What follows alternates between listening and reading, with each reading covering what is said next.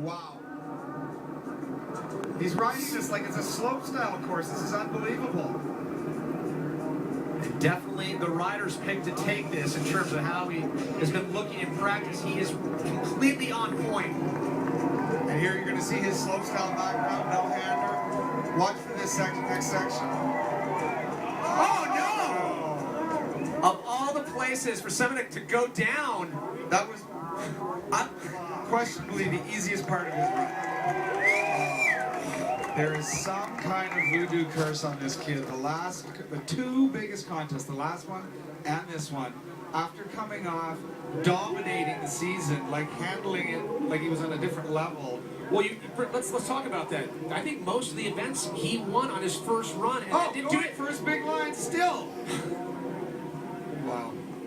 You know what? Even with that fall, we've seen, even with that fall, we can see a top score. I guarantee he's still in the lead with that run. But we're talking about his dominance early in the season. He's been winning events on the first run and not even taking a second run.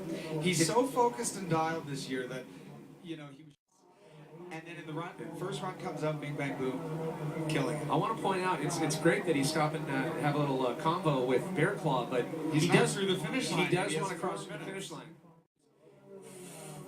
How big is this? Let's have a look at this. This is what this is what everyone has talked about all week. Look at the work they put into it. They built a wall.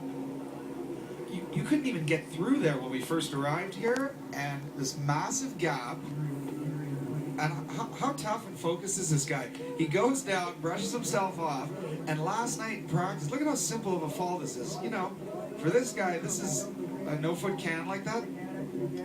Just a small mistake, you know? It got a little caught up even before. It almost looked like he was kind of thinking too far down the course. The sand, everything, something can take you out so unexpectedly. I'm just thoroughly impressed that he got up from this and hits his last move, which is maybe another one of the top 3 moves in this whole course, when last night in practice he wasn't even hitting it. No, you bring up a good point. I mean, the hardest part of that line was up top, and that's the kind of stuff you can usually phone in.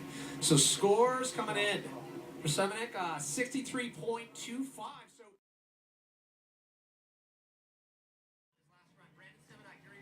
he's looking for 2 titles here, Pat. FMB World Tour title, could lock it up right here, and you know, duplicate the victory, be the only man to have won 2 Red Bull Rampages with this incredibly gnarly line. Unarguably the most difficult line on the hill. Look at that, just that sculpted berm. Here comes that massive transfer. Nails it again. Makes it look so easy. Has enough speed, almost gets caught up on that ledge. Here we're coming into the trick portion of Brandon's run. This is unarguably the best slopestyle rider in the world, and he made a bauble on a simple thing, but here he comes into what his element is and what he's best at. And he plays it safe. This was the jump that gave him problems. He sticks it, no problem. Watch for this next one. Massive backflip. Oh no! Semenuk goes down! And with that, any hopes to make the podium are completely dashed for Semenuk. And there's you know, like as you pointed out, 2 titles. It's been the jumps on the bottom that you would have guessed that. They're giving him his forte is what's taking him out, which is making no sense whatsoever. But let's keep in mind how massive these actual moves are. That's an over rotation. If he somehow could have got that front end down, he probably would have nailed it perfectly. Didn't even get into the meat of the last part of that run. Yeah, and it turns out inches spelled the difference out for Semenuk being a Rampage champion. Blew his hands right off the handlebars there.